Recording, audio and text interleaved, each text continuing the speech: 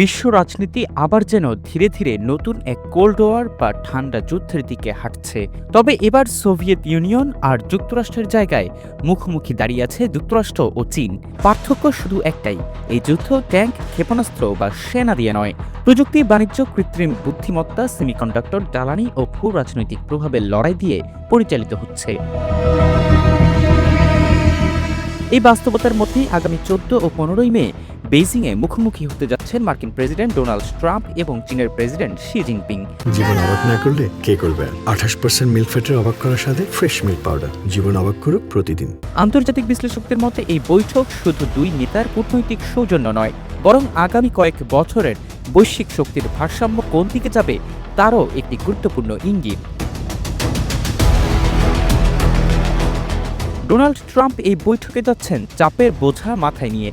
দেশে নির্বাচনী রাজনীতি, মূল্যস্ফীতি, জ্বালানি বাজারের অস্থিরতা এবং ইরান যুদ্ধের প্রভাব তার প্রশাসনের উপর চাপ তৈরি করছে। তিনি এমন কিছু সাফল্য চান যা মার্কিন ভোটারদের সামনে তুলে ধরা যাবে। বিশেষ করে বাণিজ্য ঘাটতি কমানো, চীনের কাছ থেকে কৃষি পণ্য আমদানির প্রতিশ্রুতি আদায় এবং মার্কিন শিল্পের জন্য গুরুত্বপূর্ণ বিরল মৃত্তিকা উপাদানের সরবরাহ নিশ্চিত করা ট্রাম্পের অগ্রাধিকারের মধ্যে রয়েছে। প্রসঙ্গত, বিরল মৃত্তিকা উপাদান হল পর্যায় সারণীর 17টি বিশেষ ধাতুর একটি গ্রুপ, যা স্মার্টফোন, বৈদ্যুতিক গাড়ি এবং যুদ্ধবিমান তৈরির মতো আধুনিক প্রযুক্তিতে অপরিহার্য। বিশ্বে এই খনিজ উত্তোলনের প্রায় 61% এবং প্রক্রিয়াকরণের 92% চীনের নিয়ন্ত্রণে থাকায় এর সরবরাহ ব্যবস্থা নিয়ে চীন ও যুক্তরাষ্ট্রের মধ্যে তীব্র ভূ রাজনৈতিক ও বাণিজ্যিক যুদ্ধ চলছে। ট্রাম্পকে ঘিরে ওয়াশিংটনের ভিতরেও এক ধরনের উদ্বেগ রয়েছে।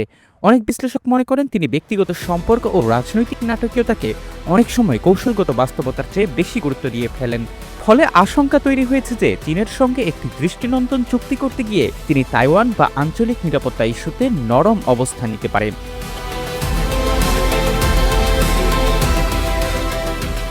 অন্যদিকে শি জিনপিংয়ের লক্ষ্য অনেক বেশি দীর্ঘমেয়াদী। তিনি জানেন যুক্তরাষ্ট্র এখনও বিশ্বের সবচেয়ে শক্তিশালী সামরিক ও অর্থনৈতিক শক্তি, কিন্তু একই সঙ্গে তিনি এটাও বিশ্বাস করেন সময় এখন ধীরে ধীরে চীনের পক্ষে চলে আসছে।